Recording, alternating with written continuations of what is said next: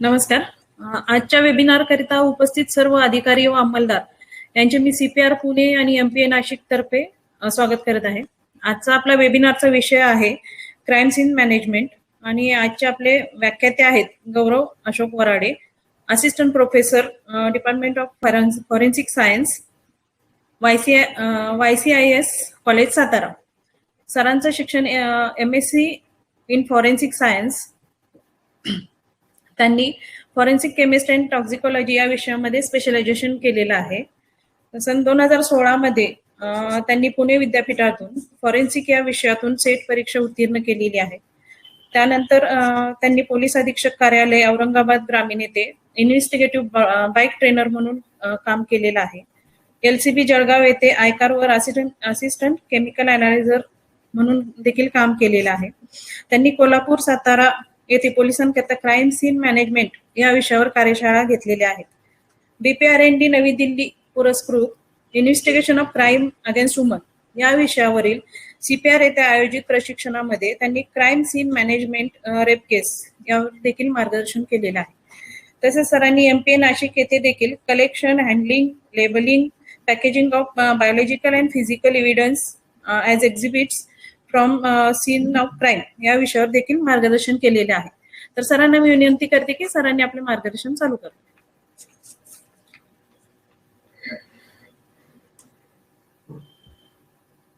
मी Audible? Hello, माझा आवाज आहे मॅडम? हो सर, क्लिअर आहे. ओके. सर्वप्रथम धन्यवाद सुतार मॅडम आणि तसेच वासनिक मॅडम यांचे मी आभार मानतो की त्यांनी मला इथं बोलण्याची संधी दिली. तसेच मी सर्व अधिकाऱ्यांचे आपल्या आजच्या लेक्चरमध्ये स्वागत करतो. तसेच आपला जो आजचा टॉपिक आहे that is crime scene management. Okay sir, generally तुम्ही क्राईम सीनवरती तुम्ही सगळे इन्व्हेस्टिगेटिंग ऑफिसर्स आहातच, त्यात तुम्हाला क्राईम सीन काय आहे ह्या सगळ्या गोष्टी माहीत आहेत. पण सायंटिफिकली आपण क्राईम सीन कसं मॅनेज करायला हवा ही गोष्ट आपल्याला काळजीपूर्वक बघणे फार गरजेचे असते. तर मी आपलं आजचं हे प्रेझेंटेशन स्टार्ट करतो. तर सगळ्यात महत्वाचं म्हणजे पहिला घटक जो आहे आपला व्हॉट इज क्राईम सीन, की जनरली क्राईम सीन म्हणजे काय असतं, की जिथं एक्झॅक्टली गुन्हा हा घडलेला असतो. ओके, जिथं एक्झॅक्टली गुन्हा हा घडलेला असतो त्या स्थळाला आपण काय म्हणतो, crime scene. The place of occurrence of crime is known as an crime scene. त्यानंतर सगळ्यात महत्वाचा जो घटक आहे कंपोनंट ऑफ क्राईम सीन म्हणजे काय, की घटनास्थळाचे वेगवेगळे घटक आपण इथं बघणार आहोत. की त्यात पहिला असतो लाईन ऑफ अप्रोच, दुसरा point of entry, actual scene, point of exit, line of departure. तर हे घटक काय आहेत मी तुम्हाला नेक्स्ट माझी स्लाइड दाखवतो. या स्लाइडमध्ये तुम्हाला दिसेल की हे ऍक्च्युअल मध्ये एक घटनास्थळ आहे. हे इंडोर घटनास्थळ आपण याला कन्सिडर करूयात की या सीन मध्ये एक्झॅक्टली ही डेड बॉडी आहे. इथे या व्यक्तीचा मर्डर झालेला आहे आणि हा जो आहे हा रूम, या 2 रूम मध्ये किंवा हे बिल्डिंग असेल आणि आजूबाजूला हे जे असेल एक कुंपण असेल. तर आपण आता एक्झॅक्टली या घटनास्थळाचे घटक काय असतात आपण ह्या विषयावर बघूयात. तर सगळ्यात आधी जिथं तुम्ही एंटर होतात घटनास्थळाच्या out of, that is line of approach, की जिथे तुमचं गेट असेल ह्या घटनास्थळा, या घराच्या बिल्डिंगच्या आजूबाजूचं गेट असेल की त्या कुंपणाजवळचं, ते असेल तुमचं लाईन ऑफ अप्रोच. त्याच्यानंतर तुम्ही इथनं आतमध्ये शिरलात, त्यानंतर तुम्ही घरामध्ये शिरलात की एक्झॅक्टली जिथं मर्डर झालेलं आहे तिथं, ती झालं तुमचं पॉइंट ऑफ एंट्री, की जिथं तुम्ही एक्झॅक्टली त्या ऍक्च्युअल सीन मध्ये एंटर होत आहात की जिथं मर्डर झालेलं आहे तिथं. ते झालं तुमचं पॉइंट ऑफ एंट्री. त्याच्यानंतर तिसरा जो घटक असतो दॅट इज ऍक्च्युअल सीन, की बघा इथे ही डेड बॉडी आहे, ही डेड बॉडी म्हणजे मयत, त्यानंतर हे शस्त्र म्हणजे वेपन पडलेलं आहे आणि हे काही ब्लड स्टेन्स पडलेले आहेत, वेगवेगळे रक्ताचे डाग आपण त्यांना कन्सिडर करू शकतो. तर हे झालं आपलं काय, ऍक्च्युअल सीन, की जिथं ओव्हरऑल सीन ऑफ क्राईम आहे, की जिथं मर्डर झालेला आहे तो झाला आपला ऍक्च्युअल सीन. त्यानंतर नेक्स्ट जो घटक आहे, चौथा घटक आपण त्याला म्हणूया, that is point of exit, की जिथनं तुम्ही बाहेर पडणार आहात किंवा जिथनं क्रिमिनल जो असेल किंवा आरोपी जो असेल तो तिथनं पसार झालेला असेल हा गुन्हा करून, ती काय झाली त्या आरोपीची पॉइंट ऑफ एक्झिट.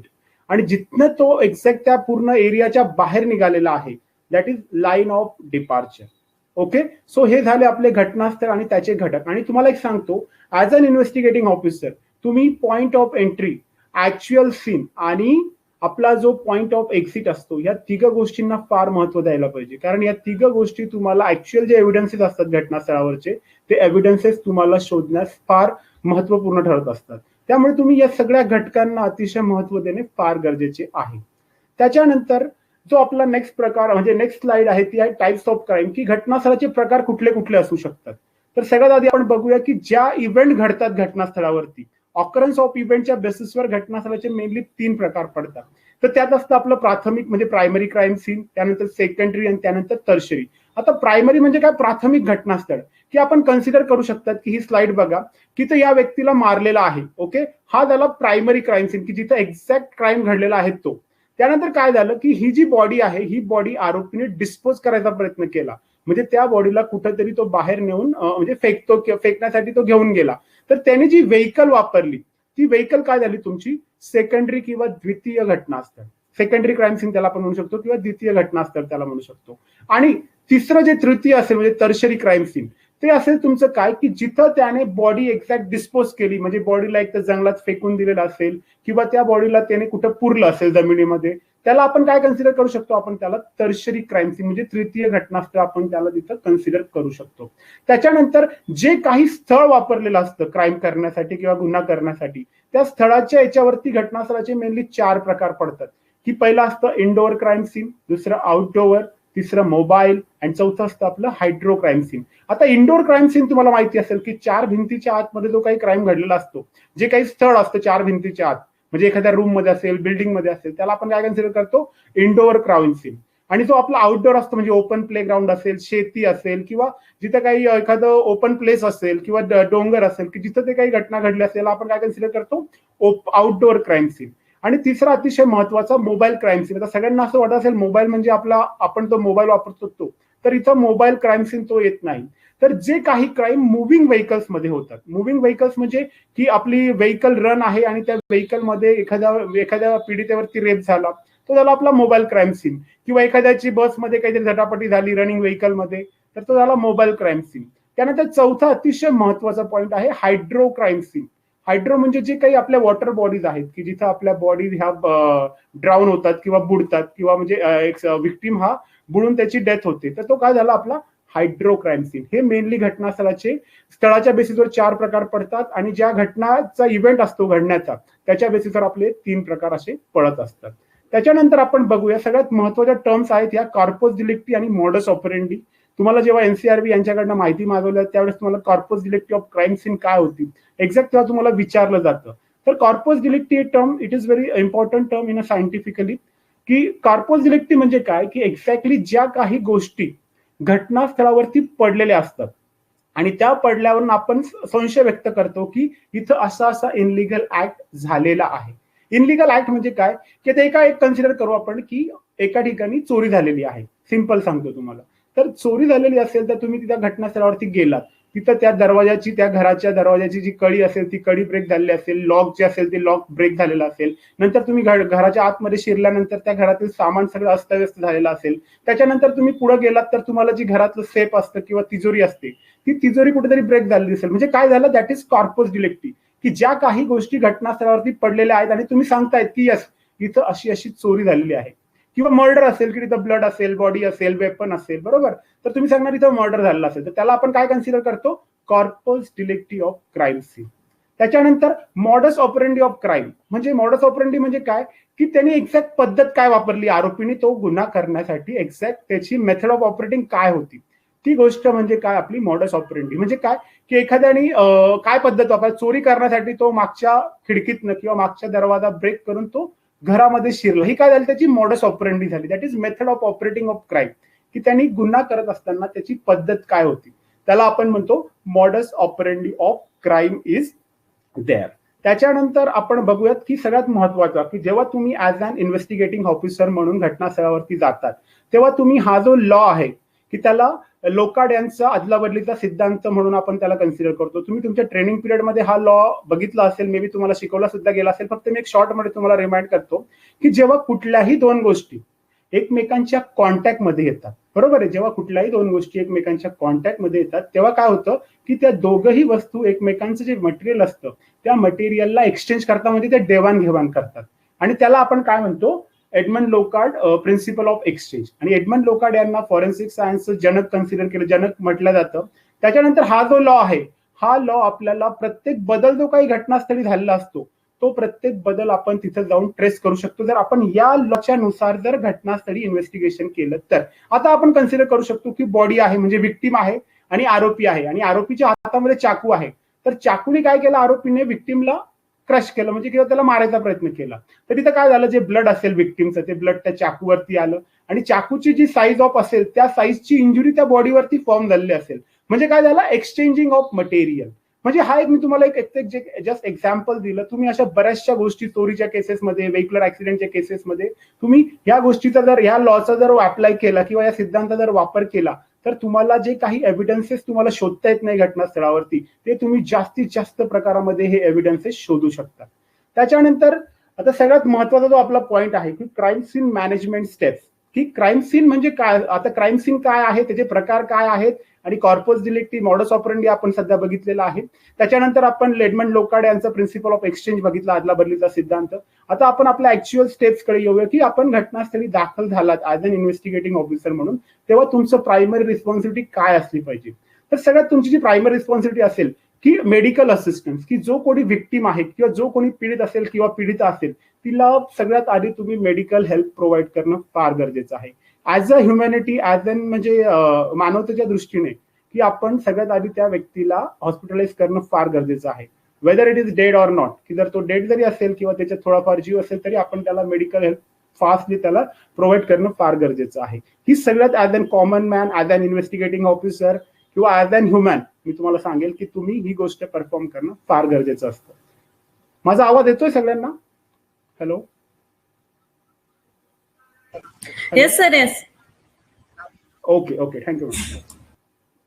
त्याच्यानंतर आता तुमचं सगळ्यात महत्वाचं की क्राईम सीन सेफ्टी. जेव्हा तुम्ही ऍज अन आयओ म्हणून घटनास्थळी दाखल होतात तेव्हा तुम्ही तुमच्या सेफ्टीसाठी काय केलं पाहिजे. तर सगळ्यात महत्वाचं जे आहेत काही गाईडलाईन्स इथे मी मेन्शन केलेले आहेत की तुम्ही must where LaTeX gloves and shoe covers, की तुम्ही तुमचे ग्लव्ज जे आहेत ते ग्लव्ज तुम्ही प्रत्येक घटनास्थळावरती चेंज केले पाहिजे आणि घातले पाहिजेत, की मस्ट विअर. त्यानंतर तुम्ही मास्क घातलंच पाहिजे, कारण का जे काही ब्लड स्टेन्स किंवा जे काही बॉडी फ्लुइड्स क्राईम सीनवरती पडलेले असतात, जर तुम्ही मास्क लावलेला नसेल तर त्या मास्क जर नसेल तर तुमच्या, आता सध्या आपण महामारीच्या याच्यात आहोत तर आपण मास्क तर कंपल्सरी वापरतोच आहोत. पण इन केस ऑफ बिफोर ही जी काही महामारी यायच्या आधी आपण काही आयोज जे होते ते मास्क वगैरे वापरत नव्हते, रुमाल वगैरे वापरत नव्हते. तर तुमच्या हेल्थसाठी इट इज व्हेरी इम्पॉर्टंट की तुम्ही मास्क वापरा, कारण जे काही ब्लड पडलेलं आहे त्या विक्टिमला जर काही आजार असेल, काही इन्फेक्शन तिथं होऊ शकतं तुम्हाला.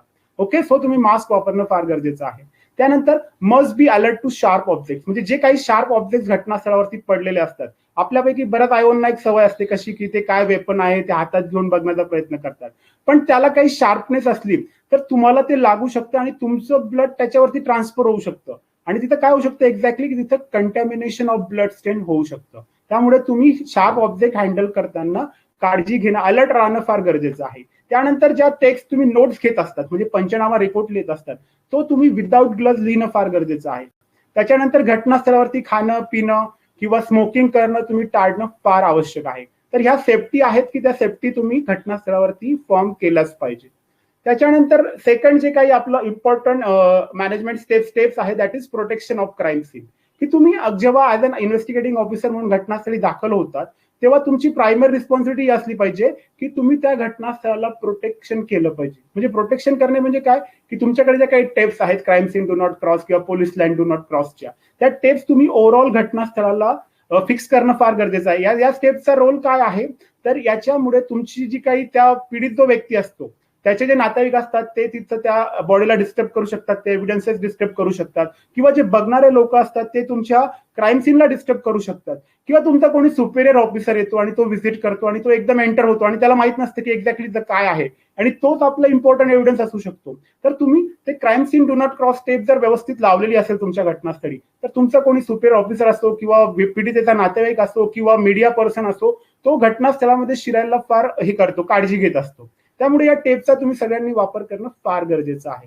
त्याच्यानंतर जेव्हा तुम्ही प्रोटेक्शन केलं त्याच्यानंतर तुम्ही एक गोष्ट केली पाहिजे की प्रायमरी सर्व्हे, म्हणजे तुम्ही त्या घटनास्थळाचं एक प्राथमिक निरीक्षण करणं फार गरजेचं आहे. प्राथमिक निरीक्षण म्हणजे काय एक्झॅक्टली की तुम्ही घटनास्थळी दाखल झाला तर तुम्ही कुठलीही गोष्ट त्या घटनास्थळी टच करण्याच्या आधी एक्झॅक्टली त्या घटनास्थळाचा एक ओव्हरव्ह्यू घेतला पाहिजे. ओव्हरव्ह्यू घेणं म्हणजे काय की आपल्याला एक्झॅक्टली या घटनास्थळी काय करायचं आहे आणि आपण हा घटनास्थळ कसं इन्व्हेस्टिगेट करायचं आहे हे आपल्या माइंडमध्ये ह्या प्रायमरी सर्वेमध्ये सगळ्या आपल्या गोष्टी आल्या पाहिजे. आणि त्याच्यानंतर सेकंड थिंग म्हणजे काय, की आपण कुठल्या कुठल्या सपोर्टिव्ह एक्सपर्टाईज घेऊ शकतो, की म्हणजे आपल्याला जर गरजेचं असेल डॉग स्क्वॉड, आपल्याला फिंगरप्रिंट एक्सपर्ट गरजेचे असतील, किंवा त्याच्यानंतर आपल्याला मोबाईल फॉरेन्सिक व्हॅन गरजेची असेल, किंवा अदर दॅन बीडीडीएस स्क्वॉड गरजेचं असेल, तर आपण हे पूर्ण सीन बघून तिथं तात्काळपणे आपण निर्णय घेतला पाहिजे आणि आपल्या कंट्रोल रूमला किंवा सीआरओला आपण कॉल दिला पाहिजे की मला या एक्सपर्टाईजची या घटनास्थळी गरज पडणार आहे. तर आपले प्राथमिक निरीक्षणामध्येच आपल्या या सगळ्या गोष्टी क्लिअर व्हायला पाहिजे.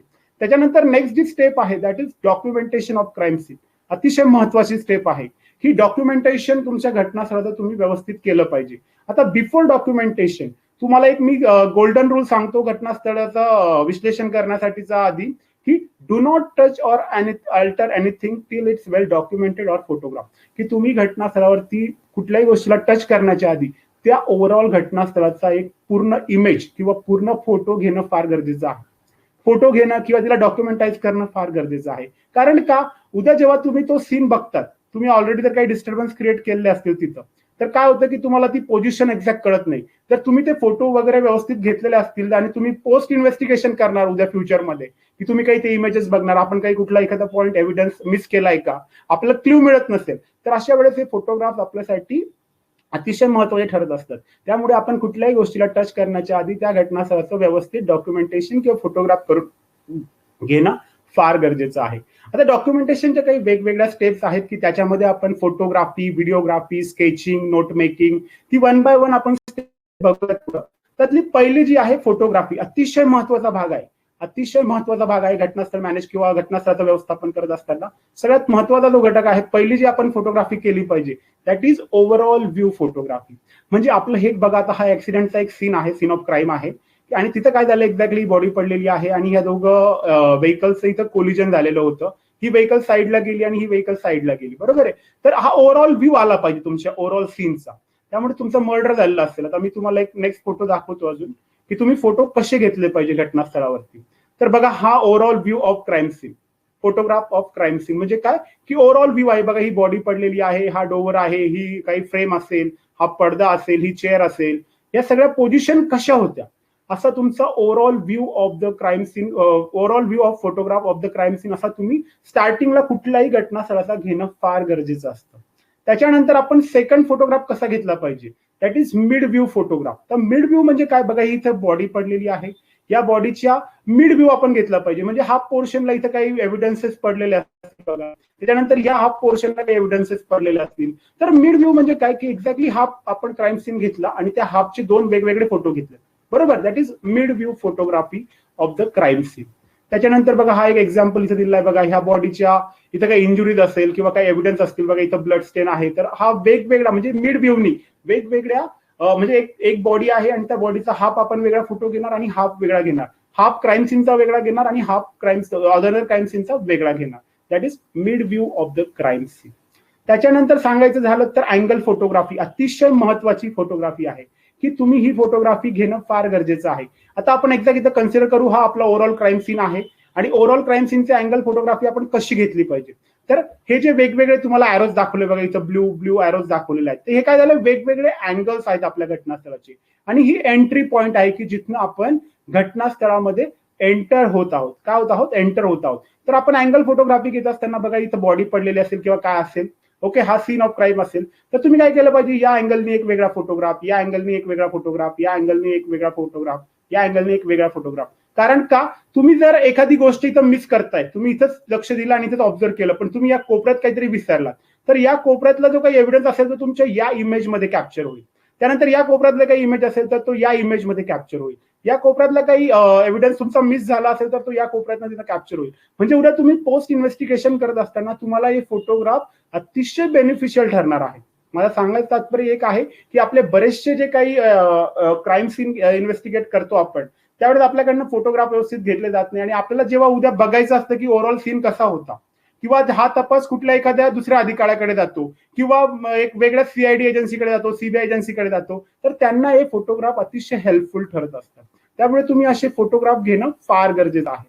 त्याच्यानंतर मी सांगू इच्छितो की हे बघा, हे वेगवेगळे अँगल्स आहेत की ही बॉडी आहे, या बॉडीचा या वेगळ्या अँगलनी, या बॉडीचा वेगळ्या अँगलनी, नंतर हा पायाचा वेगळा अँगल, मी बघा हे काही वेगवेगळे फोटोग्राफ्स मी इथं मेन्शन केले, तुम्ही फोटोग्राफ कसे घेतले पाहिजेत त्या प्रकारे मी तुम्हाला हे फोटो इथं दाखवलेले आहेत. त्याच्यानंतर सगळ्यात महत्वाचं व्हिडिओग्राफी ऑफ क्राईम सीन, अतिशय महत्वाचा भाग आहे की तुम्ही तुमच्या क्राईम सीनची व्हिडिओग्राफी सुद्धा केली पाहिजे for the presenting in a court, की जेव्हा कोर्टमध्ये तुमची केस हिअर होते किंवा स्टँड होते तेव्हा तुम्हाला कोर्टाद्वारे विचारलं जातं की एक्झॅक्टली काय होतं घटनास्थळी, आणि त्यावेळेस आपल्याकडे व्यवस्थित रेकॉर्ड्स नसतात किंवा व्यवस्थित आपल्याकडे जर व्हिडिओ असतील, फोटोज असतील तर आपण त्यांना सांगू शकतो की आमच्या या घटनास्थळी अशी अशी बॉडी सापडली होती. मग तुम्हाला बाकीच्या गोष्टी बरेचसे जे तुमचे काही बोलण्याचे जे काही स्पीच असतात, म्हणजे तुम्ही सांगतात त्यांना असं घडलं होतं असं घडलं होतं, जर तुम्ही हा व्हिडिओ त्यांना दाखवला किंवा फोटो दाखवले तर त्यांना बरीचशी आयडिया तिथं क्लिअर होऊन जाते आणि तुमची जी साक्ष असते त्या साक्षीमध्ये तुम्हाला बरेचसे क्वेश्चन्स कमी होतात. सांगायचं तात्पर्य एक आहे की आपल्या साक्षीला आपल्याला जास्त बोलावं नाही लागत, त्यामुळे आपण व्यवस्थित व्हिडिओग्राफ सुद्धा घेतले पाहिजे. आता व्हिडिओग्राफी घेण्याचं बघा दोन प्रकार मी तुम्हाला सांगतो इथं. त्यात पहिला तो असेल क्लॉकवाईज व्हिडिओग्राफी आणि सेकंड असेल अँटी क्लॉकवाईज. आता बघा आपला एक सीन आहे, सीन ऑफ क्राईम आहे बरोबर, त्या सीन ऑफ क्राईम मध्ये आपण कशी व्हिडिओग्राफी घेतली पाहिजे तर आपण एका क्लॉकवाईज डिरेक्शनला, जिथं आपलं घड्याळ ह्या दिशेने फिरतं बरोबर, त्या दिशेने एक 5 मिनिटाचा व्हिडिओ आपला ओव्हरऑल क्राईम सीनचा यायला पाहिजे आणि सेम व्हिडिओ 5 मिनिटाचा आपला अँटी क्लॉकवाईज डिरेक्शन यायला पाहिजे. याचा रोल का क्लॉकवाईज आणि अँटी क्लॉकवाईज, आपण क्लॉकवाईज घेत असताना आपल्याकडून एखादी जर प्लेस मिस झालेली असेल व्हिडिओग्राफ शूट करत असताना तर ती अँटी क्लॉकवाईज मध्ये ती कव्हर होऊन जाते. त्यामुळे आपण क्लॉकवाईज व्हिडिओग्राफी आणि अँटी क्लॉकवाईज व्हिडिओग्राफीला महत्व देणं फार गरजेचं आहे. त्याच्यानंतर नेक्स्ट जो पार्ट आहे आपला, तो नेक्स्ट पार्ट आपला असा असेल की जे काही आपले रेकॉर्ड्स आहेत व्हिडिओ आणि फोटोजचे ते आपण स्टोअर करून घेत असतो आणि त्याची हॅश व्हॅल्यू जी आहे, म्हणजे डिजिटल एव्हिडन्सेस आपण त्यांना कन्सिडर करतो, तर त्याची हॅश व्हॅल्यू आपण कॅल्क्युलेट करून घेतली पाहिजे. तर सगळ्यात आधी जे काही तुमचे फोटोज असतील, व्हिडिओज असतील ते तुम्ही एका पेन ड्राईव्ह किंवा मेमरी कार्ड मध्ये कॉपी करून घेत असतात बरोबर. बट आता काही कोर्ट्समध्ये याला रिजेक्ट केलं गेलेलं आहे, कारण काय, copy paste it is an secondary evidence आणि court is depending on the primary evidence. त्यामुळे तुम्ही काय केलं पाहिजे, म्हणजे सांगायचं एक मला असा उद्देश आहे इथं की तुम्ही तुमचे मेमरी कार्ड किंवा पेन ड्राईव्ह जे असतील किंवा जे काही तुमचे मेमरी कार्ड असतील ते तुम्ही तुमच्या लेवलला परचेस करून ठेवले पाहिजे आणि तुमचा रेग्युलरचा जो फोटोग्राफर असेल किंवा कॅमेरामन असेल त्याच्या कॅमेरामध्ये कुठलं मेमरी कार्ड ऍडजस्ट होतं ते तुम्ही परचेस करून आधीच ठेवलं पाहिजे तुमच्याकडे, म्हणजे तो तुमच्या सीनवरती आला, तुम्ही त्याला तुमचं मेमरी कार्ड दिलं किंवा जे काही असेल तुमचं स्टोरेज डिव्हाइस ते तुम्ही त्याला दिलं की तो तुम्हाला त्याच्यामध्ये ते कॉपी कर, म्हणजे तो ऍज इट इज ते फोटो त्याच्यामध्ये तुम्हाला कॅप्चर करून देऊ शकतो आणि तुम्ही त्याला त्याची as it is hash value काढू शकता. पण आपण काय करतो, कॉपी पेस्ट करतो आणि कोर्टमध्ये कॉपी पेस्टला सेकंडरी एव्हिडन्स कन्सिडर केलं जातं. मी 1-2 हिअरिंग्स मध्ये बघितलं होतं की त्यांना तिथं रिजेक्ट केलं गेलेलं आहे. तर आपल्या या मायन्यूट चुका असतात आणि त्या मायन्यूट चुका आपण केल्या नाही पाहिजेत. म्हणजे माझा सांगायचा उद्देश असा आहे की तुम्ही तुमच्या लेवलला मेमरी कार्ड किंवा तुमच्या लेवलला तुमचे जे स्टोरेज डिव्हाइसेस असतील ते तुम्ही परचेस करून तुमच्या तपासाच्या फंड मधनं तुम्ही घेऊ शकतात आणि याच्यावरती तुम्ही व्यवस्थित काम करू शकतात आणि तुमचे जे हॅश व्हॅल्यूचा रिपोर्ट असेल तो तुमच्या चार्ज शीटला असणं फार गरजेचं आहे. ओके, त्यामुळे हॅश व्हॅल्यूला सुद्धा तुम्ही तितकंच महत्व देणं फार गरजेचं आहे. त्याच्यानंतर नेक्स्ट जे आपलं डॉक्युमेंटेशन आहे की दॅट इज स्केचिंग, अतिशय महत्वाचं आहे. आपण जनरली 2 प्रकारचे स्केच बघतो की रफ आणि फायनल स्केच किंवा फिनिश स्केच त्याला आपण म्हणतो. तर आपलं रफ स्केच कसं असलं पाहिजे, तर तुम्हाला मी रफ स्केच सांगू इच्छितो इथं की बघा की आपले वेगवेगळे डायमेन्शन्स मेजरमेंट व्यवस्थित आपण घेतले पाहिजे. आता हे रफ स्केच आहे की तुम्ही तुमच्या लेवलला ते ड्रॉ करत असतात की त्याची ऍक्च्युअल लेंथ काय आहे, ऍक्च्युअल विड्थ काय, म्हणजे लांबी किती, रुंदी किती, बॉडीची हाईट किती, त्या घटनास्थळावरती किती ऑब्जेक्ट्स होते, ऑब्जेक्ट्स मध्ये कुठले एव्हिडन्सेस तुम्ही कुठनं कलेक्ट केले. ओके, या सगळ्या गोष्टी तुमच्या इथे नोटिंग असल्या पाहिजे. ओके, आणि या रफ स्केचवर तुमचं केस नंबर, त्यानंतर तुमचं हे जे असेल ऑफेन्स कुठला आहे, क्राईम कुठला आहे तो, त्यानंतर इन्व्हेस्टिगेटिंग ऑफिसर कोण आहे, त्यानंतर पीडित कोण होता, त्यानंतर तुमचं असिस्टंट किंवा क्राईम रायटर किंवा तुमचा जो हे असेल रायटर, तो रायटर तुम्हाला असिस्ट करणार असतो त्याचं सुद्धा तुम्ही तिथे नाव घेणं फार गरजेचं आहे.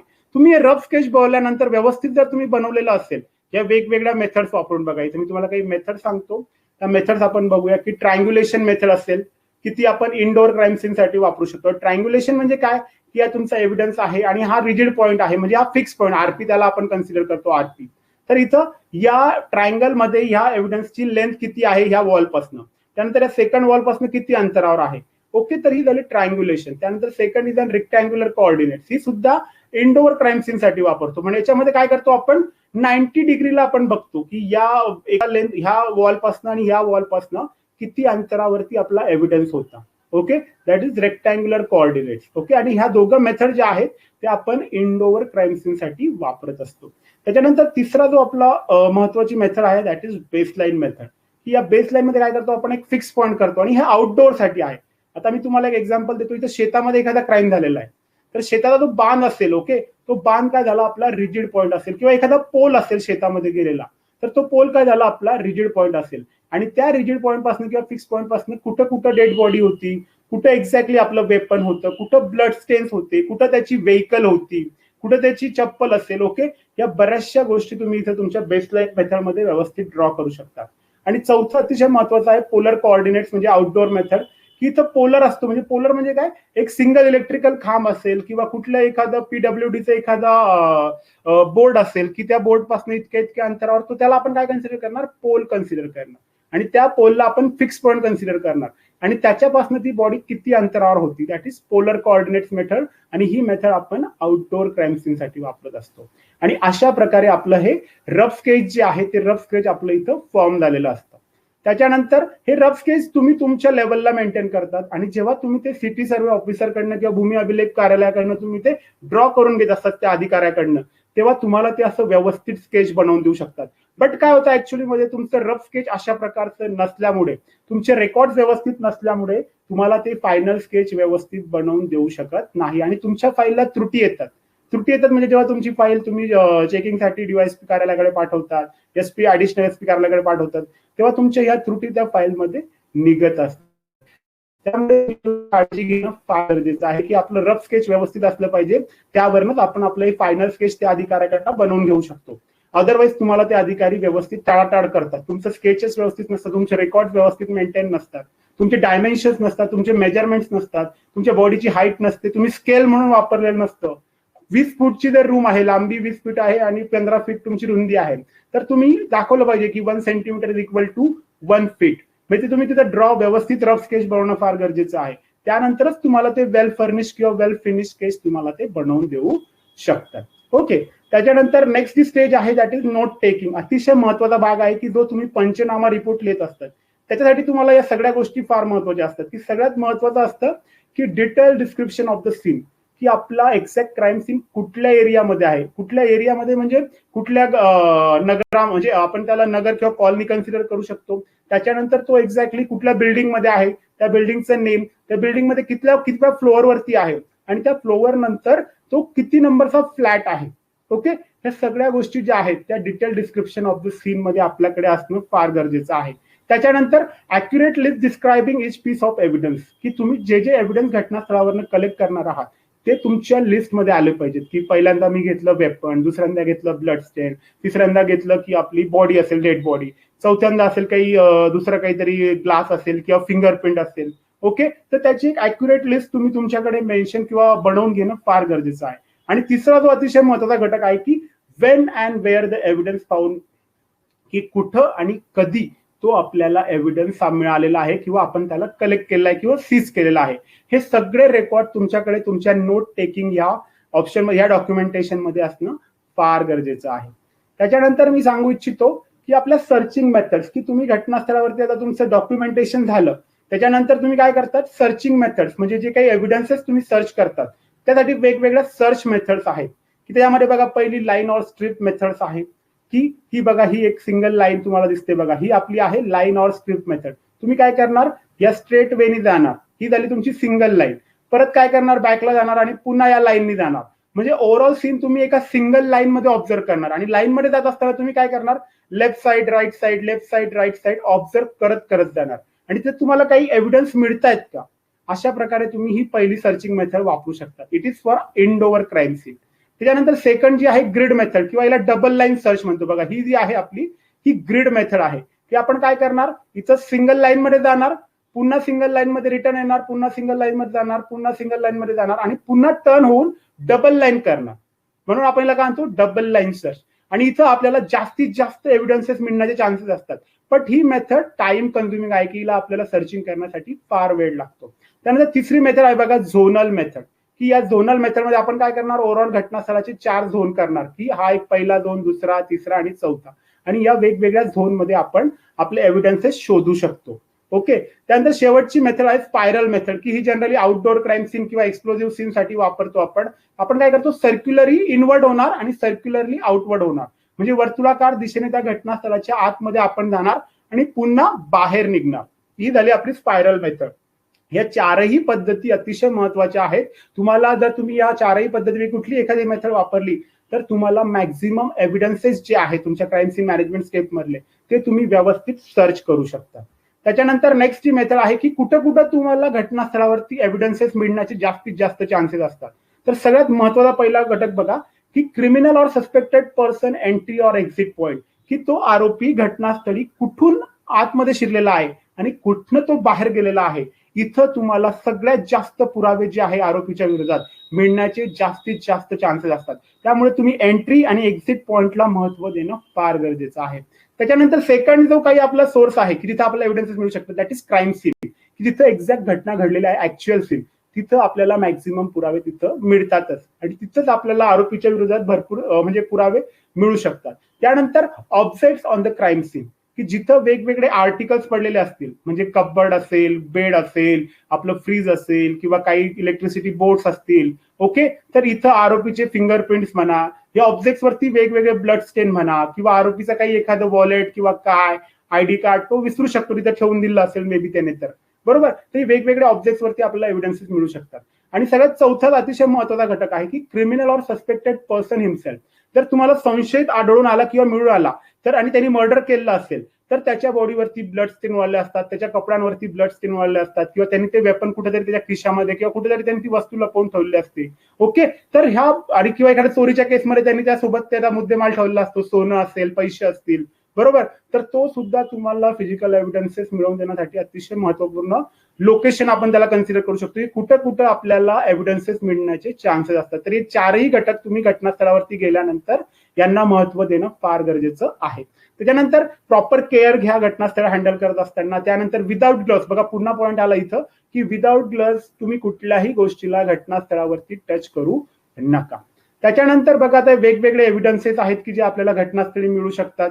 आता त्यामध्ये काही बॉडी फ्लुइड्स आहेत, बॉडी पार्ट्स आहेत, ड्रग्ज आहेत, एक्सप्लोजिव्ह सबस्टन्सेस आहेत, फायबर पार्टिकल्स असतील किंवा फायबर ऑब्जेक्ट्स असतील, फायर एव्हिडन्सेस असतील, फायर आर्म आर्टिकल्स असतील, विसेरा असतील. तर विसेरा बघा तुम्ही फक्त कन्सिडर करतात की मेडिकल ऑफिसर आपला विसेरा देतो त्यालाच आपण विसेरा म्हणतो, बट असं नाहीये. पॉइझनिंगच्या किंवा सुसायडल केसमध्ये बघा तुम्हाला विसेरा सॅम्पल म्हणून तुम्हाला क्राईम सीन वरनं ओमिट्स मिळू शकते, तिला सुद्धा आपण विसेरल सॅम्पल कन्सिडर करतो. किंवा काही लिक्विड्स मिळू शकतात की त्या आरोपीच्या बॉडी तोंडामधनं बाहेर पडलेले असतात, त्याला आपण ओमिटच कन्सिडर करतो. किंवा युरिन सॅम्पल जे आहे ते युरिन सॅम्पल सुद्धा तुम्ही घटनास्थळावरनं कलेक्ट करू शकता, त्याला सुद्धा आपण विसेरा म्हणून कन्सिडर करू शकतो. त्यानंतर काही पेट्रोलियम प्रॉडक्ट्स असतील, फायर आर्सनचे केसेस असतील, त्याच्यामध्ये तुम्हाला वेगवेगळ्या बॉटल्स, वेगवेगळे पेट्रोलियम प्रॉडक्ट्स तिथं ऍज अन एव्हिडन्स म्हणून मिळू शकतात.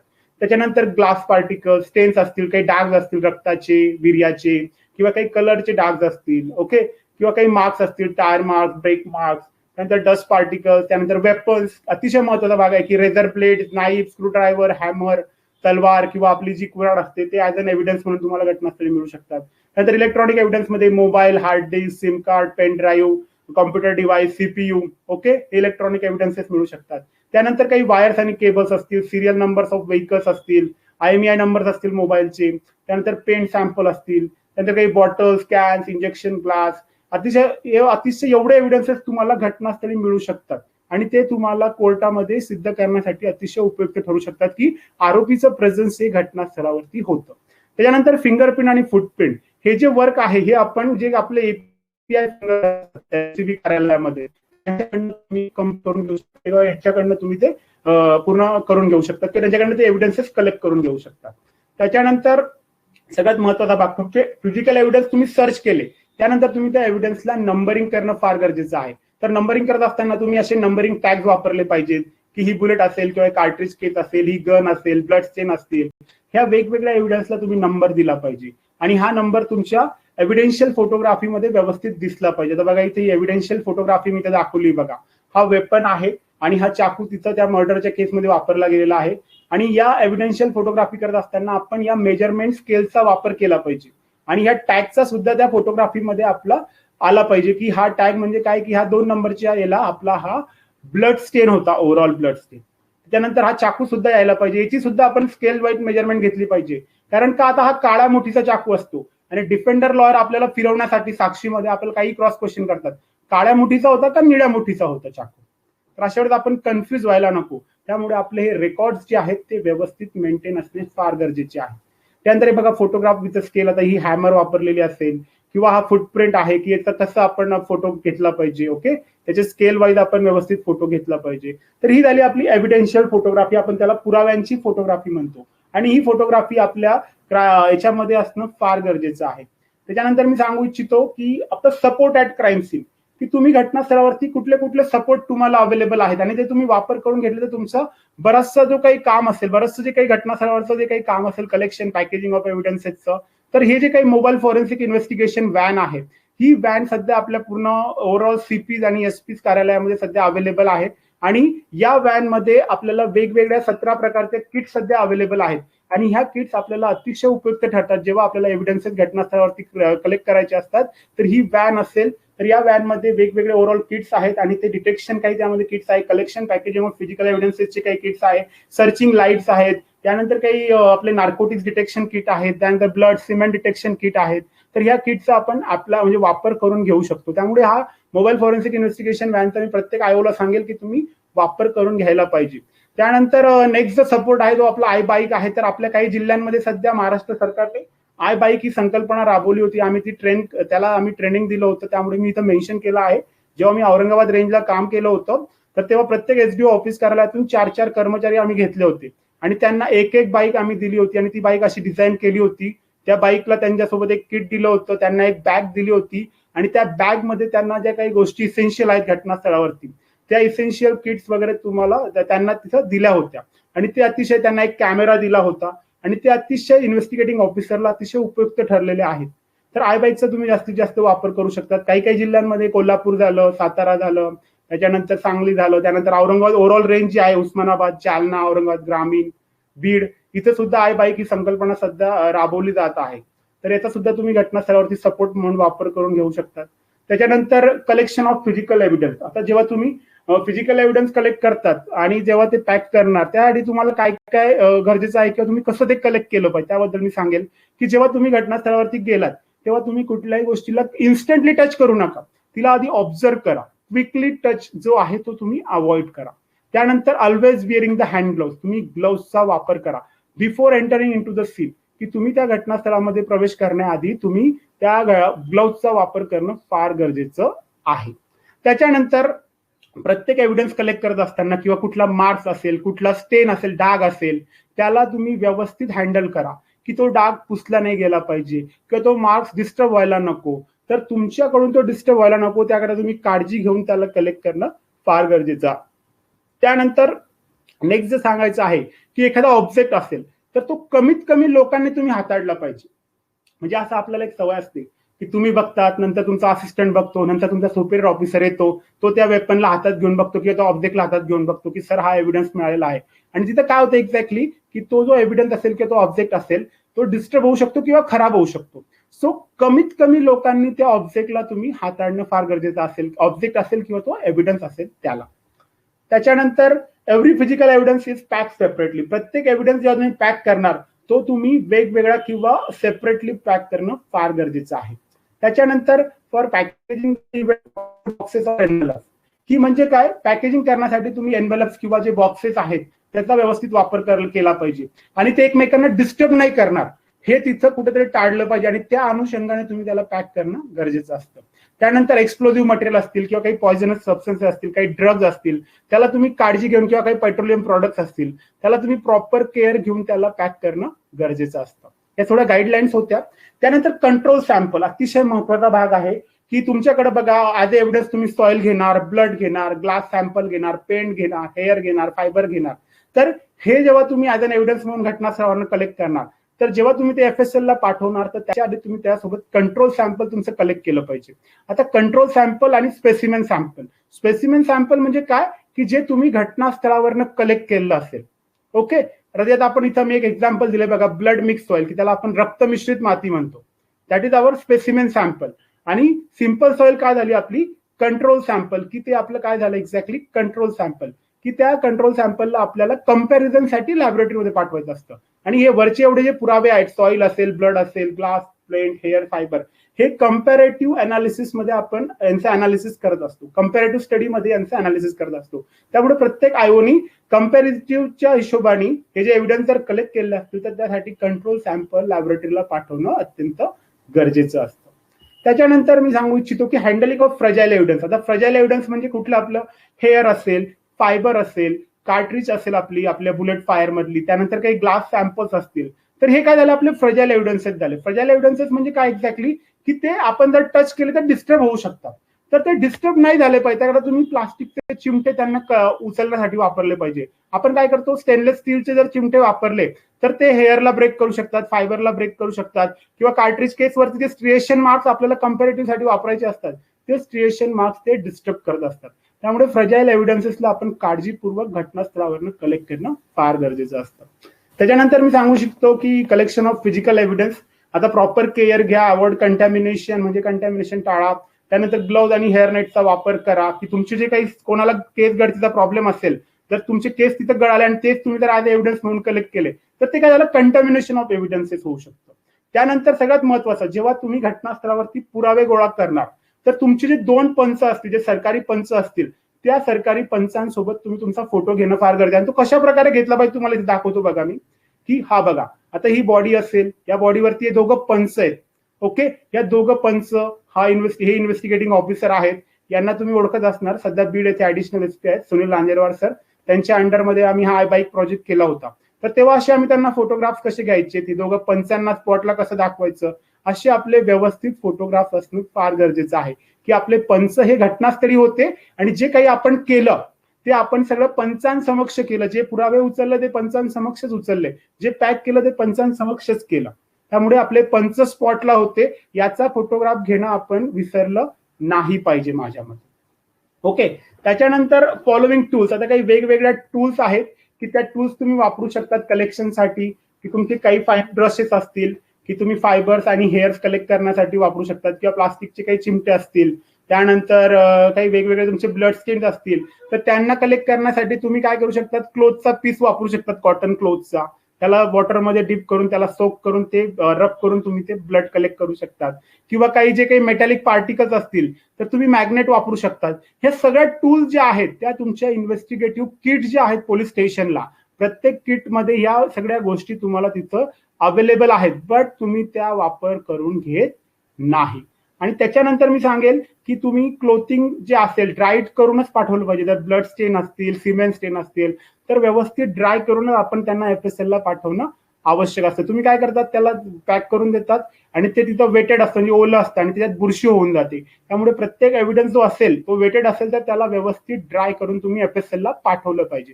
फक्त वेटेड ब्लड जे असतं ते आपण DNA साठी व्यवस्थित कुलिंग बॉक्स मध्ये पाठवत असतो, DNA फिंगरप्रिंटिंग साठी जे आपण आरोपीचं घेत असतो ते. ओके, तर बाकीचे जे काही आपण पुरावे गोळा करतो घटनास्थळावरनं ते सगळे एव्हिडन्सेस आपण ड्राईड स्टेज मध्येच FSL ला पाठवणं गरजेचं असतं.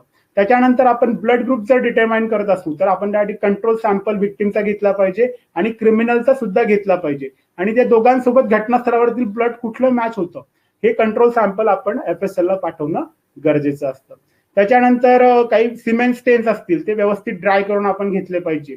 त्यानंतर जो स्टेन एरिया असेल आपल्या क्लोथवरचा किंवा कॉटनवरचा तो फोल्ड व्हायला नको. म्हणजे आपला क्लोथ असेल त्या क्लोथवर स्टेन असेल आणि तो स्टेन आपण अनालिसिससाठी पाठवत असू तर तो फोल्ड व्हायला नको याची काळजी घेतली पाहिजे. तो फोल्ड आपण असा केला पाहिजे की तो स्टेन आपला ऍज इट इज त्या क्लोथवर राहिला पाहिजे आणि त्याला वेगळ्या दिशेने आपण त्याला फोल्ड करून पॅक करून FSL ला पाठवलं पाहिजे. त्याच्यानंतर काही वेगवेगळे सॅम्पल्स असतील, स्वेट असतील, सलायवा असतील, ते व्यवस्थित आपण FSL ला पाठवले पाहिजे आणि त्याच्यासोबत कंट्रोल सॅम्पल जे आहेत ते फिल्टर पेपर किंवा क्लोथ पीस ऑफ पेपरवरती आपण घेऊन ड्राईड करून FSL ला पाठवले पाहिजे. त्यानंतर काही वेगवेगळ्या टूल्स असतील तर त्या टूल्स कलेक्ट म्हणजे वेपन्स असतील किंवा काय असतील तर ते ग्लोव्स घेऊनच आपण ते कलेक्ट केले पाहिजे.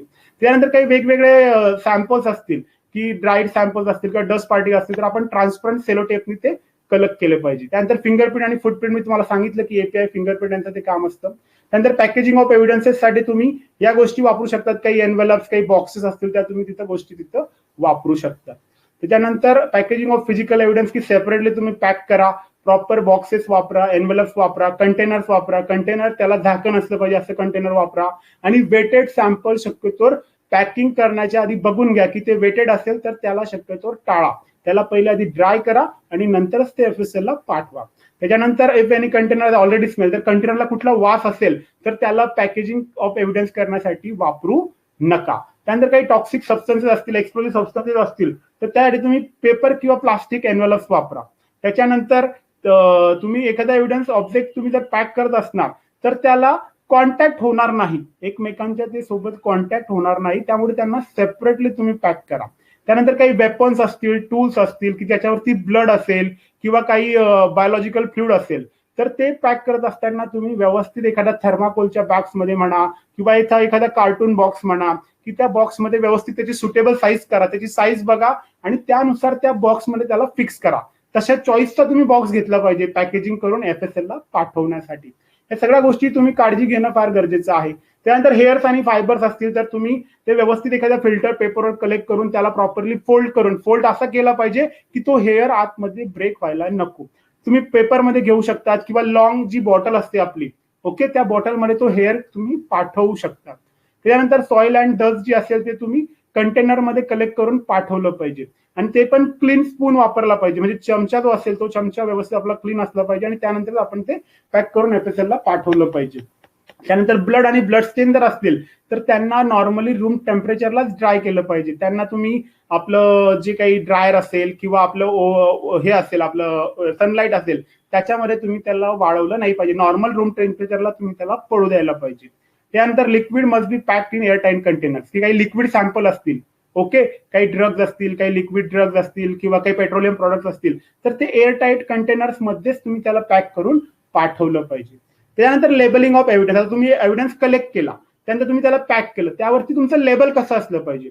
तर लेबलमध्ये तुमचं पोलीस स्टेशनचं नाव यायला पाहिजे, जिल्ह्याचं नाव, त्यानंतर गुन्हा रजिस्टर नोंद कायद्याची कलम काय आहे, जप्तीची तारीख काय आहे, जप्त ठिकाण आणि वेळ काय आहे, कोणाकडून जप्त केली आहे, त्यानंतर त्या वस्तूचं थोडक्यात वर्णन की जे काही त्या वस्तू त्या बॉक्समध्ये आहे त्या वस्तू एक्झॅक्टली काय आहे तिथे थोडक्यात शॉर्टमध्ये तुमचं डिस्क्रिप्शन या पार्सलवरच्या लेबलवर यायला पाहिजे. त्यानंतर जप्त करणारा अधिकारी आणि त्याचा हुद्दा व स्वाक्षरी, म्हणजे जप्त करणारा अधिकारी ABC असेल, तो API असेल आणि त्याची स्वाक्षरी इथं आली पाहिजे. त्यानंतर सगळ्यात महत्वाचा घटक की साक्षीदारांच्या सह्या, जे काही तुम्ही तिथं पंच वापरता आहात त्या पंचांचं तिथं रेकॉर्ड येणं त्यांच्या तिथं सह्या येणं फार गरजेचं आहे. त्याच्यानंतर जे आपलं सिलिंग ऑफ फिजिकल एव्हिडन्स आहे, तुम्ही फिजिकल एव्हिडन्स पॅक केला एखाद्या बॉक्समध्ये, लेबल केलं, त्यानंतर तुम्ही त्याला सील करतात. तर सील करत असताना तुम्ही दोऱ्याचा वापर करा आणि त्या दोऱ्याची अशी गाठ मारा की त्या गाठीवरतीच आपला सील यायला पाहिजे, ओके, म्हणजे तो कोणी त्याला डिस्ट्रॉय करणार नाही, कोणी त्याला तोडणार नाही. तो दोरा जर कट झाला तर ते FSL वाले कर्मचारी त्याला स्वीकारणार नाही. त्यामुळे तुमची जी गाठ असेल दोऱ्याची ती गाठ व्यवस्थित आली पाहिजे आणि त्याच्यावरचा तुमचा सील जो असेल तो सील त्याच्यावरती येणं फार गरजेचं आहे. आणि जो तुम्ही सील वापरतायत तो सील जो कोणी ऑफिसर असेल, डिस्पॅचिंग ऑफिसर, त्याला एव्हिडन्स पाठवणारा जो FSL ला असेल, तो कर्मचारी किंवा तो अधिकारी असेल, IO, त्याचा तो सेपरेट सील प्रत्येकाकडे असला पाहिजे किंवा पोलीस स्टेशनचा सील असला पाहिजे आणि तो त्याच्या सेफ कस्टडीमध्ये असला पाहिजे. कारण काय की उद्या जर ते एव्हिडन्स कोणी डिस्टर्ब केले आणि उद्या ॲलिगेशन झालं तर तो सील तुमच्या ताब्यात होता आणि नंतर तो FSL ला, म्हणजे त्यांनी जर काही छेडछाड केली तुमच्या एखाद्या कर्मचाऱ्यांनी त्याच्यामध्ये, तर ते सीलिंग कुठेतरी डिस्टर्बन्स झालेलं आहे. त्यामुळे त्या सीलला व्यवस्थित तुम्ही तुमच्या सेफ कस्टडीमध्ये ठेवणं फार गरजेचं आहे. त्याच्यानंतर तुम्ही सील करत असताना पूर्वीच्या काळी बरेचसे अंमलदार काय करायचे, कॉइन्स वापरायचे, कीज वापरायचे, बटन्स वापरायचे सील करून घेण्यासाठी किंवा ₹1 कॉइन वापरायचे, त्यावर एम्बेलम असतो आपला, तर ते टाळला नाही, तो आपण वापरलं नाही पाहिजे. त्यानंतर जो काही तुमचा फॉरवर्डिंग लेटर असतं, मागणी पत्र असतं, त्याच्यावरती तुमच्या त्या सीलची एक प्रतिरूपी येणं फार गरजेचं आहे. The facsimile of seal should be always be sent along with the forwarding letter. त्याच्यानंतर जे तुमचं फॉरवर्डिंग लेटर आहे त्यावरती तुमचं काय काय मागणी असली पाहिजे.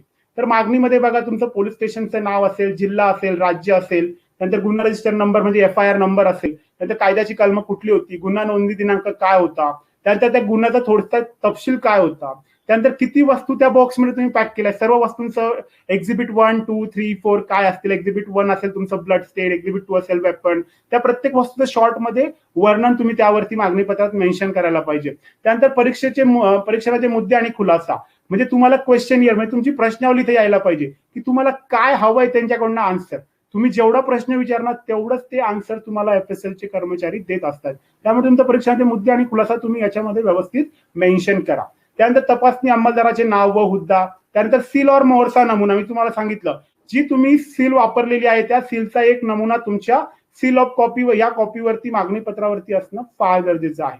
त्यानंतर वाहक कर्मचारी ओळख, की तो वाहक जो नेणारा असेल तो एव्हिडन्स त्या लॅबला, त्या लॅबमध्ये जो कर्मचारी असेल, सॉरी त्या जो नेणारा कर्मचारी असेल, वाहक ज्याला म्हणतो आपण, त्याचं डिटेल येऊ द्यायचं. तो पोलीस नाईक असेल, NPC असेल किंवा PC असेल किंवा हेड कॉन्स्टेबल असेल, त्याचा बक्कल नंबर काय आहे, त्याचा ओव्हरऑल नेम, हे तिथं तुम्ही तुमच्या फॉरवर्डिंग लेटरवरती मेन्शन करणं फार गरजेचं आहे. त्यानंतर परीक्षणाची विनंती तसेच वस्तूमधील नमुना वापराची विनंती अतिशय महत्वाचा घटक आहे, की तुम्ही जर उद्या याच्यावरती फक्त ब्लड ग्रुपिंगचा क्वेश्चन केला असेल आणि उद्या तुम्हाला कोर्टाने सांगितलं की तुम्ही याच्यावरती DNA करा, तर त्यावेळेस तुम्ही कमीत कमी वस्तू वापरून ठेवण्यात यावी आणि बाकीची वस्तू ही राखून ठेवण्यात यावी, असा तुम्ही इथं रिक्वेस्ट, एक तुमची विनंती या पत्रामध्ये असणं फार गरजेचं आहे. जर ब्लड स्टेन असेल किंवा विसरल सॅम्पल असेल किंवा अदर दॅन कुठला एक्झिबिट असेल की तो उद्या पोस्ट अनालिसिस साठी तुम्हाला लागू शकतो, तर तो नमुना व्यवस्थित स्टोअर करून ठेवण्यात यावा, अशी तुमची राखून ठेवण्यात यावा, अशी तुमची इथं विनंती असणं फार गरजेचं आहे. त्यानंतर कार्यालय प्रमुख शेरा व स्वाक्षरी, जो तुमचा सुपेरियर ऑफिसर असेल, तुमचा स्टेशन इंचार्ज असेल, त्याचा इथं शेरा आणि स्वाक्षरी असणं फार गरजेचं आहे. हेच असं तुमचं मागणी पत्र FSL ला असणं गरजेचं आहे. त्याच्यानंतर सांगायचं झालं अतिशय महत्वाची चेन ऑफ कस्टडी. आता जे काही तुमचे एव्हिडन्सेस आहेत, तुम्ही मागणी पत्र तयार केलं त्यानंतर तुमची चेन ऑफ कस्टडी आहे, की तो जो एव्हिडन्स तुम्ही FSL ला पाठवताय तो एव्हिडन्स तुम्ही कुठून कलेक्ट केला, रिसिव्ड फ्रॉम क्राईम सीन, की तुम्ही त्या घटनास्थळावरनं कलेक्ट केला, कोणी केला, त्या आयोचं नाव इथं आलं पाहिजे, डेट टाइम यायला पाहिजे. त्यानंतर तुम्ही तो एव्हिडन्स कलेक्ट करून पोलीस स्टेशनला आणि तुमच्या मुद्देमाल कक्षाचा जो कोणी इंचार्ज असेल किंवा कर्मचारी असेल त्याच्याकडे तुम्ही दिला, तर त्याचं इथे येऊ द्या की रिसिव्ड फ्रॉम IO, की जो IO असेल त्याचं नाव, आणि रिसिव्ड बाय मुद्देमाल कक्षाचा कर्मचारी, आणि डेट आणि टाइम तिथे येऊ द्या.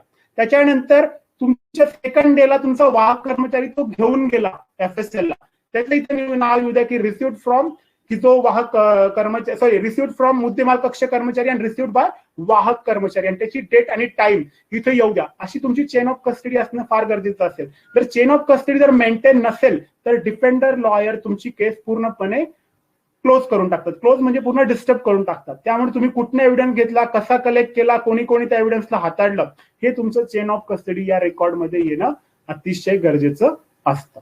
ओके. त्याच्यानंतर नेक्स्ट जी आपली हे आहे की आता नेक्स्ट म्हणजे लास्ट स्टेज आहे ही आपल्या स्टेप्सची, की तुमचं चेन ऑफ कस्टडी तुम्ही मेंटेन केली. त्यानंतर एक्झिबिट तुमचं कव्हरिंग लेटर लावून पोलीस स्टेशनचं तुम्ही ते FSL ला पाठवलं आणि त्याच्यावरती रिलेटेड जी क्वेश्चनेअर आहे, प्रश्नावली आहे, ती तुम्ही FSL ला केली. आणि शेवटी तुम्ही काय करतात, FSL कडनं तुम्हाला रिपोर्ट येतो आणि तो रिपोर्ट तुम्ही कोर्ट ऑफ, जी तुमची चार्जशीट असते, चार्जशीटला लावतात आणि कोर्टमध्ये तुमची चार्जशीट तुम्ही फायनलाइज करतात. ओके. आणि इथं आपलं आता इथं प्रेझेंटेशन ओव्हर झालेलं आहे. थँक्यू. जर काही क्वेरीज असतील कोणाच्या तर तुम्ही चॅट बॉक्स मध्ये विचारू शकता.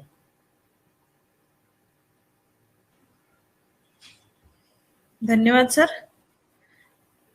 सर आहेत काही प्रश्न, घेऊयात आपण. चालेल चालेल मॅडम, प्लीज.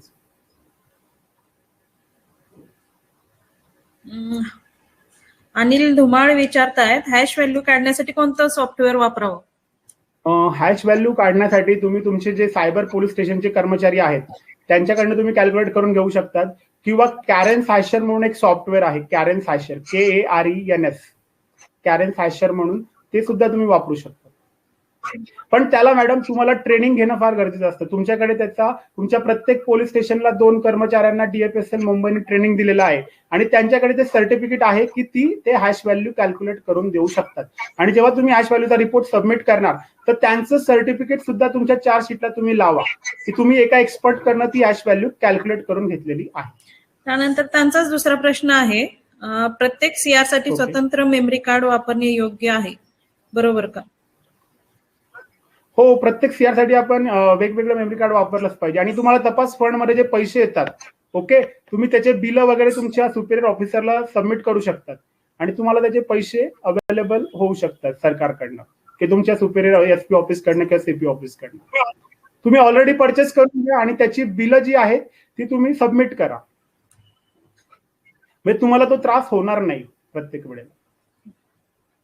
त्यानंतर डॉक्टर कडू विचारतात, सर आपण बनवलेल्या स्केचला महत्व नसतं का? रफ स्केच करून आपण तयार करू शकतो का? मंडळ अधिकाऱ्याकडे जाणे गरजेचेच आहे का? जसा सिरियस ऑफेन्स असेल, बॉडी ऑफेन्स असतील तर आपण मंडळ अधिकाऱ्याकडे जाणं गरजेचं आहे मॅडम. जर नॉर्मल ऑफेन्स असतील की आपलं चोरीची केस असेल तर त्याच्यामध्ये स्केचिंग वगैरे एवढं बघत नाही. पण याच्यामध्ये की बॉडी ऑफेन्सेस मध्ये आपण जनरली मंडळ अधिकाऱ्याकडनं स्केचिंग करून घेणं गरजेचं असतं. त्यानंतरचा प्रश्न आहे सर अमोल कैकाडे यांचा. हा. मोबाईलमध्ये घेतलेले फोटोज व्हिडिओची हॅश व्हॅल्यू कशा प्रकारे घेऊ शकतो? मोबाईलमध्ये जे आपण जर फोटो घेतलेले असतील तर तुम्हाला बरेचसे सॉफ्टवेअर्स आहेत प्ले स्टोअरला, की हॅश कॅल्क म्हणून एक सॉफ्टवेअर आहे की जे प्ले स्टोअरला आहे. त्याच्यानंतर तुम्हाला मी कॅरेन हॅशर सांगितलं, तर तुम्ही मोबाईलमध्ये त्याची हॅश व्हॅल्यू घेऊ शकतात. बट ती जी हॅश व्हॅल्यू असेल ती कोर्टमध्ये एक्सेप्टेड होणार नाही. त्यामुळे शक्यतोवर आपण सेपरेटली आपल्या पोलीस स्टेशनला जो कॅमेरा दिला असेल किंवा टॅब दिलेला आहे बघा, तुमच्या प्रत्येक पोलीस स्टेशनला सरकारने एक टॅब दिलेला आहे, तर त्या टॅब मध्ये तुम्ही तो मेमरी कार्ड इन्सर्ट करून ते वेगवेगळे फोटो तुम्ही कलेक्ट केले पाहिजे. माझ्या मते तुम्ही जो फोटो घेतलेला आहे त्याची हॅश व्हॅल्यू तुमच्या थ्रू म्हणजे एक्सेप्ट होणार नाही कोर्टमध्ये. तुम्ही काय केलं पाहिजे, ते फोटो एखाद्या एक्सपर्ट कडनं घेतले पाहिजेत, त्यानंतर ते एका मेमरी कार्डमध्ये घेतले पाहिजे आणि तो हॅश व्हॅल्यू एक्सपर्ट आहे त्याच्याकडनं त्याची हॅश व्हॅल्यू कॅल्क्युलेट करून घेणं गरजेचं असतं. तुम्ही हॅश व्हॅल्यू तुमच्या लेवलला कॅल्क्युलेट करू शकत नाही, कोर्टमध्ये त्याला कन्सिडरेशन होत नाही. त्यानंतरचा प्रश्न आहे सर फॉरेन्सिक टीम घटनास्थळी येण्याआधी आपण तिथे काय काळजी घेतली पाहिजे? फॉरेन्सिक टीम घटनास्थळी येण्याआधी मॅडम आपण त्या घटनास्थळाला प्रोटेक्ट करणं फार गरजेचं आहे. मी तुम्हाला आधीच सांगितलं की तुमच्याकडे जे crime scene do not cross step असतात ते तुम्ही त्या घटनास्थळाला सेक्युअर करून ठेवा.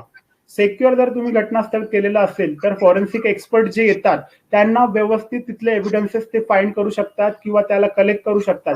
आणि जर ते ऑलरेडी डिस्टर्ब झालेले असतील, म्हणजे डिस्टर्ब म्हणजे काय असतं, तुमची टीम असते, तुमचे पोलीस स्टेशनची एक टीम असते, तुमच्यासोबत 3-4 कर्मचारी असतात, तुम्ही आयो असतात, तुमचेच कर्मचारी काय करतात, त्या घटनास्थळावरती फेरफटका मारत असतात. त्यानंतर तिच्या मागे जे बघणारे लोक असतात, म्हणजे ऑन लुकर्स त्यांना म्हणतो आपण, ते लोक सुद्धा तुमच्या जवळच असतात. त्यानंतर सगळ्यात महत्वाचा घटक असतो मीडिया पर्सन. मीडिया पर्सन काय करतात, तुमचे एकदम क्लोज येऊन उभे राहतात, फोटो व्हिडिओ बनवत असतात आणि तिथले आजूबाजू जे पुरावे असतात ते पुरावे तिथं ते डिस्टर्ब करून टाकतात. त्यामुळे आपण जर ती प्रोटेक्शनची जी काही आपली स्ट्रीप आहे, crime scene do not cross step, ती जर स्ट्रीप लावलेली असेल तर आपले जे एक्सपर्ट आपण बोलवतोय त्यांना जास्त तिथं वेळ वेस्ट होणार नाही. आणि आपण हे काळजीपूर्वक ऍज अन इन्व्हेस्टिगेटिंग ऑफिसर म्हणून आपण बिफोर फॉरेन्सिक टीम येण्याआधीच आपण ही काळजी घेणं फार गरजेचं आहे. नंतर मनीष वानखेडे विचारतात, how could we get investigation kits? तुम्हाला इन्व्हेस्टिगेशन किट्स जे आहेत ते तुमच्या पोलीस स्टेशनला आहेत ऑलरेडी दिलेल्या महाराष्ट्र शासनातर्फे. त्यानंतर ज्या इन्व्हेस्टिगेशन किट्स आहेत त्या आयबाईक टीमला सुद्धा आम्ही दिल्या होत्या औरंगाबाद रेंजला. त्याच्यानंतर मी सांगतो, तुमची जी मोबाईल फॉरेन्सिक व्हॅन आहे त्या व्हॅन मध्ये टोटल 17 प्रकारच्या किट्स आहेत. ओके, त्या किटचा तुम्ही तिथं वापर करू शकता. आणि जर तुम्हाला पर्सनल लेवलला परचेस करायचे असतील तर अशा बऱ्याचशा प्रायव्हेट कंपनीज आहेत. टेक्नोमॅक्स म्हणून एक कंपनी आहे की ती प्रायव्हेटली या किट्स अवेलेबल करून देऊ शकते तुमच्या लेवलला. तुम्हाला टेक्नोमॅक्स म्हणून तुम्ही सर्च करा गुगलला, टेक्नोमॅक्स प्रायव्हेट लिमिटेड फॉरेन्सिक किट्स म्हणून, तर तुम्हाला त्यांचे डिटेल्स, नंबर्स वगैरे जे जे किट्स तुम्हाला पाहिजे असेल त्याचं मॅन्युअल ते तुम्हाला शेअर करतील, प्रॉस्पेक्ट जे असेल त्यांचं, आणि त्यातली कुठली किट तुम्हाला गरजेची आहे ते किट तुम्हाला ते देतील. त्यानंतरचा प्रश्न आहे सर, प्रायव्हेट एक्सपर्ट कडून घेतलेले 65B सर्टिफिकेट व्हॅलिड आहे का? प्रायव्हेट एक्सपर्ट कडनं घेतलेलं 65B सर्टिफिकेट व्हॅलिड आहे मॅडम कोर्टामध्ये, पण तो एक्सपर्ट असला पाहिजे. त्याचं सर्टिफिकेशन जे आहे त्यांनी ते अप्रूव्ह करून घेतलं पाहिजे. म्हणजे होम अफेअर्स ते डिपार्टमेंट आहे त्याची त्याच्याकडे परमिशन असली पाहिजे. तो जर प्रायव्हेट लॅब चालवत असेल तर त्यांनी सगळ्या त्याच्या काही मान्यता आहेत त्याच्या लेवलला, त्याची लॅब, म्हणजे असं प्रायव्हेट एक्सपर्ट तो नुसतं फक्त नावाला नाही की त्यांनी एखादा सायबरचा कोर्स केला आणि तो एक्सपर्ट याच्यामध्ये तो कन्सिडर नाही होत. जर तो प्रायव्हेट असेल तर त्याची पर्सनल प्रायव्हेट लॅब असली पाहिजे आणि त्याच्याकडे सगळ्या परमिशन, ओव्हरऑल भारत सरकार, महाराष्ट्र सरकार यांच्या परमिशन असणं गरजेचं आहे. तरच त्याला प्रायव्हेट रिपोर्टला आपण ते एक्सपर्ट, त्याचा रिपोर्ट आपण कन्सिडरेशन मध्ये घेऊ शकतो. ठीक आहे सर, प्रश्न संपलेले आहेत. आपण आयओन साठी खूपच उपयुक्त माहिती दिलेली आहे सर. घटनास्थळी गेल्यानंतर काय करावं, काय नाही, कशी काळजी घ्यावी याबद्दल खूप छान मार्गदर्शन केलेलं आहे. तर CPR पुणे आणि MP नाशिक तर्फे मी आपली खूप खूप आभारी आहे. धन्यवाद सर. चालेल, ठीक आहे. थँक्यू.